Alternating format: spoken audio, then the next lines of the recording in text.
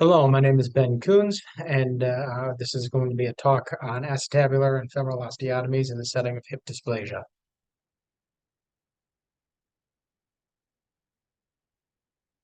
So, in this talk, we'll go over the definition of hip dysplasia. We'll explain why it's important. We're going to talk about different treatment options as well as clinical ways to identify this patient population. So for hip dysplasia, it is oftentimes a radiographic diagnosis.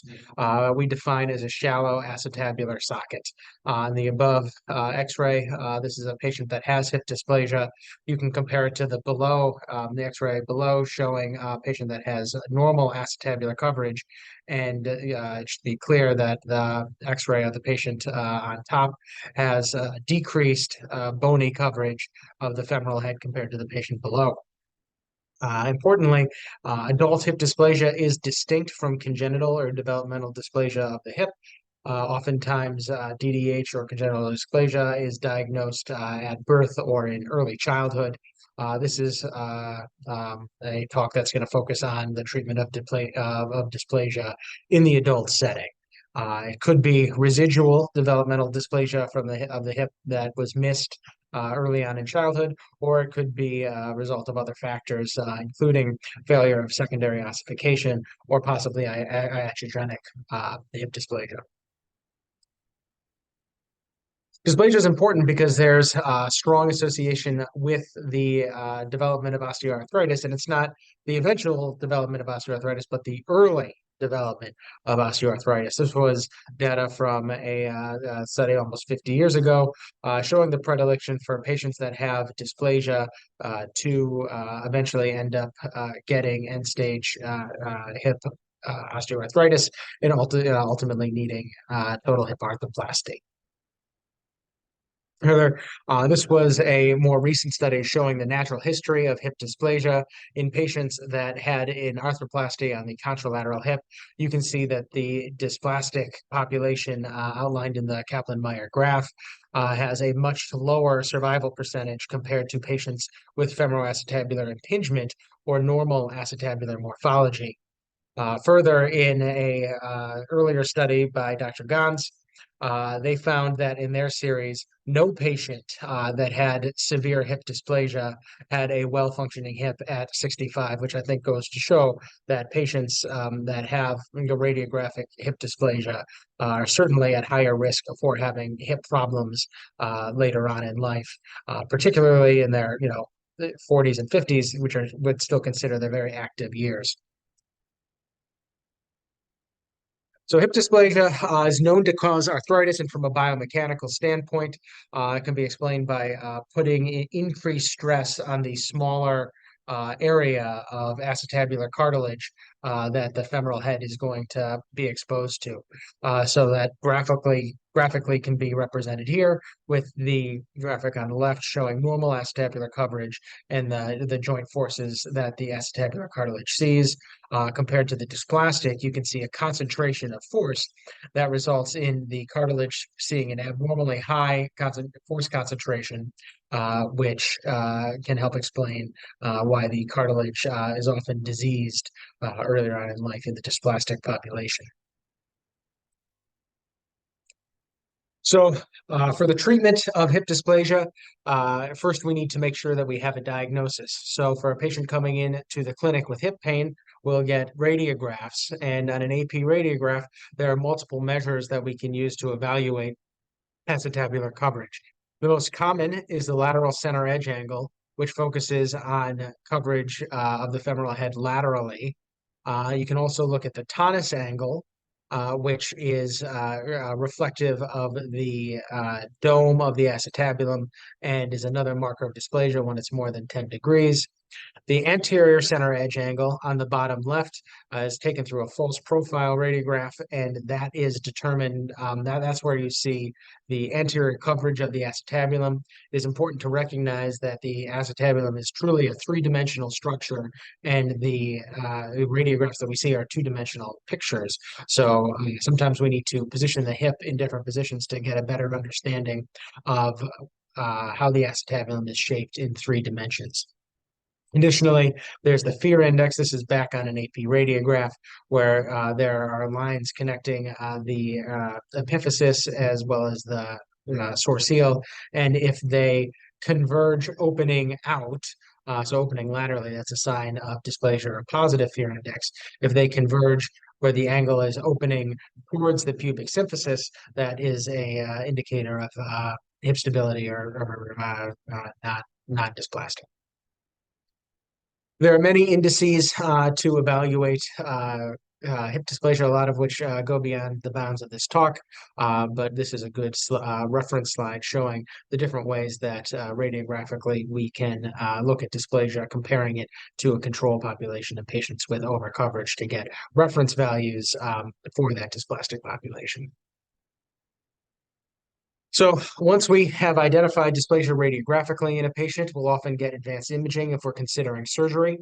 This way it will include an MRI or an MR arthrogram, where we'll evaluate intra-articular structures as well as soft tissue structures such as the abductor tendons or the iliopsoas tendon. Intra-articularly, we'll be looking for chondrolabral damage, as well as evaluating the integrity of the capsule. Uh, on these patients, because we are considering osteotomies, we'll also get CT scans to have a better three-dimensional understanding of the deformity. We can evaluate global coverage with the dysplastic population. Are they globally undercovered?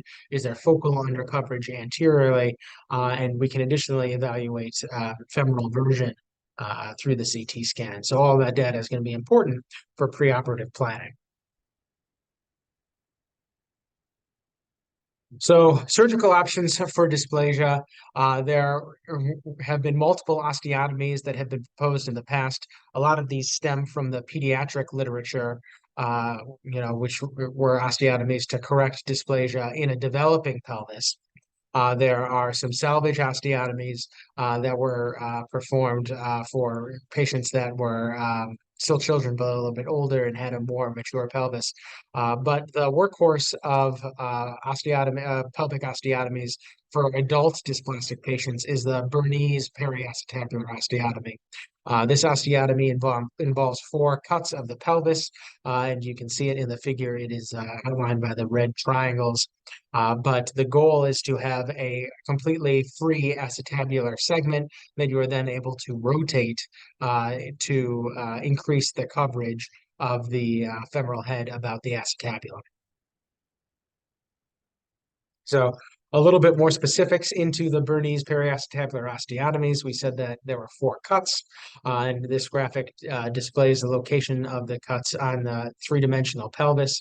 Again, the goal is a freely mobile acetabular fragment, and you can see in the lower right how this can be manipulated to increase that lateral coverage that is often deficient in the dysplastic population.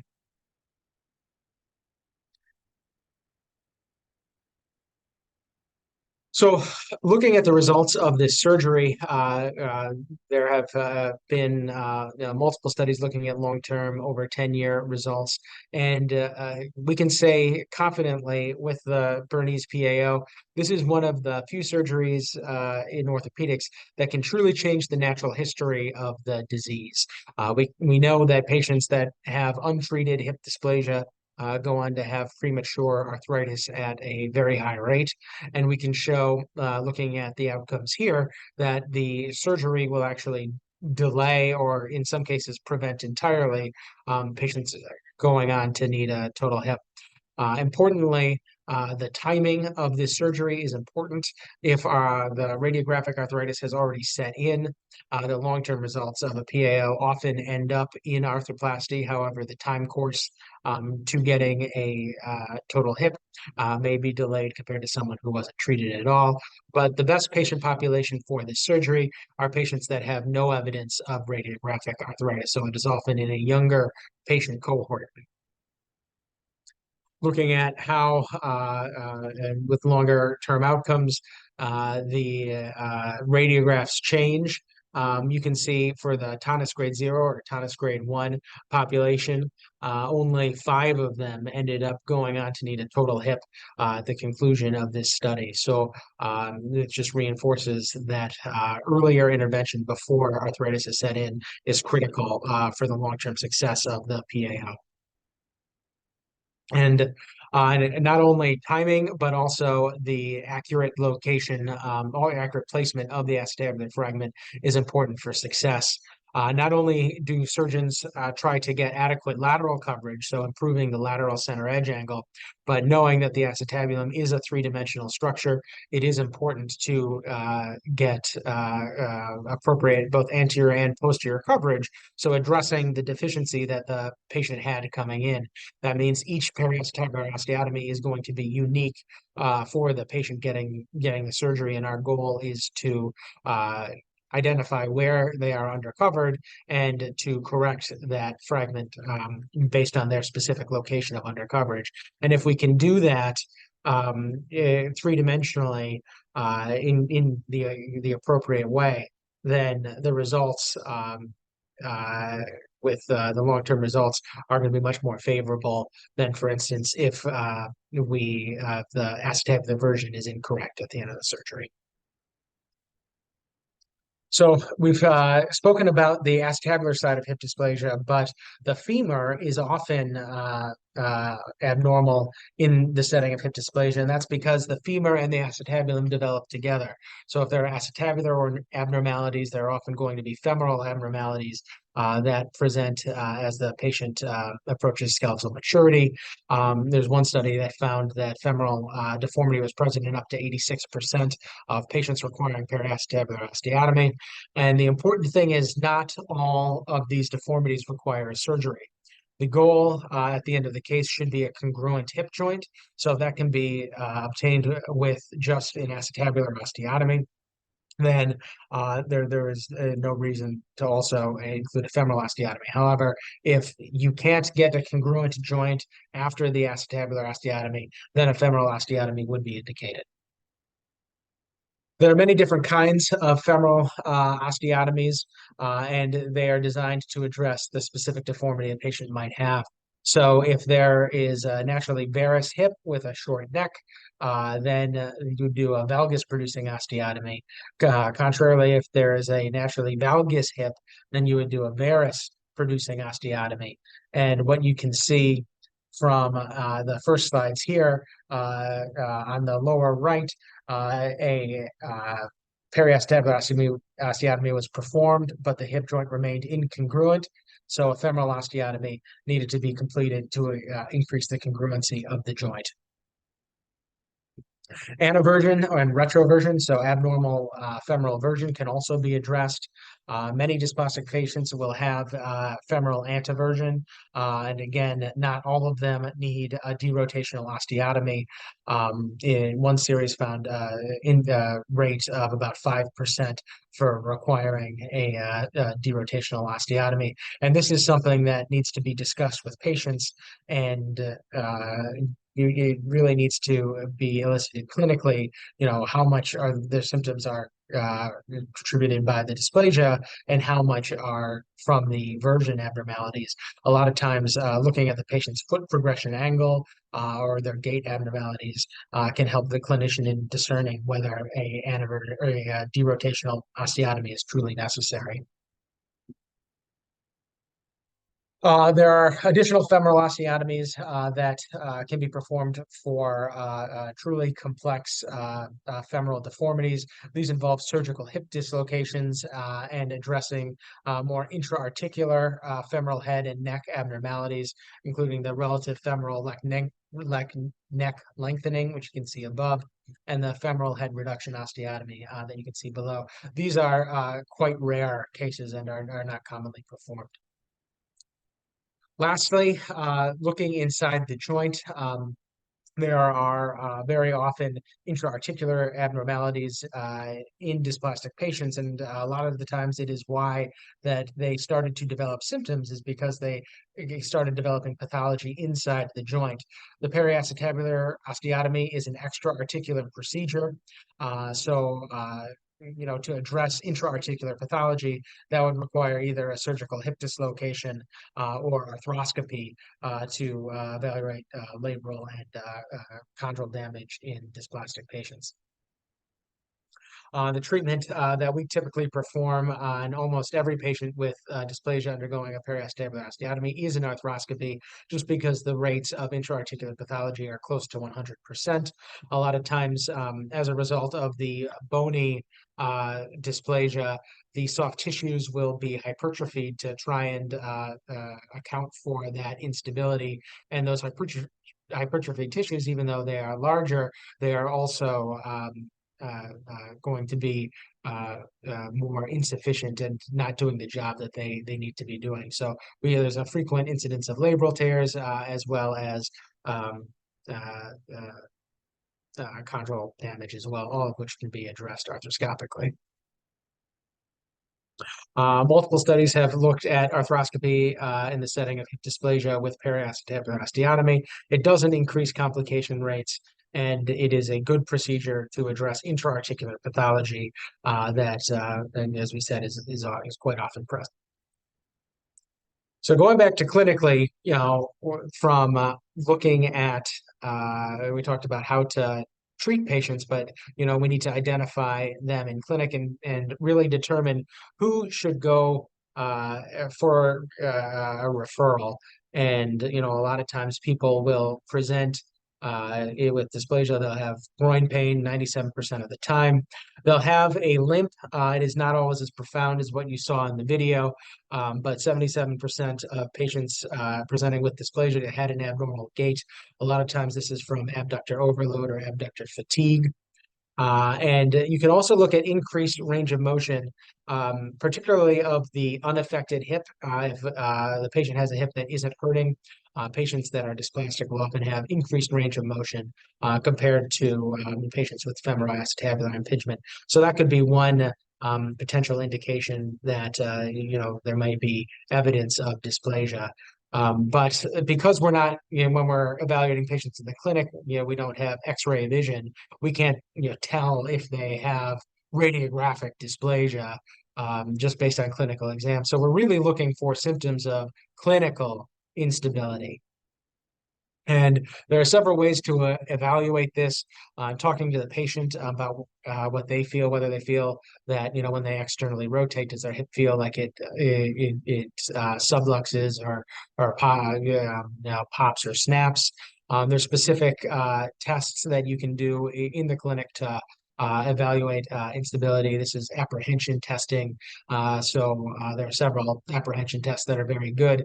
And it's important to talk with the patient about, where they feel the symptoms and whether it's pain or fear. A lot of times, a patient will have global pain, but when you are doing apprehension testing, you want to localize, when you're pushing posteriorly, are there symptoms anterior? Is that where they feel it? That might be that would be a positive anterior apprehension test. Important to also evaluate femoral torsion when considering for derotational osteotomy. The dial test can help evaluate for capsular laxity, and Baton's criteria should be obtained on every patient looking for global ligamentous laxity.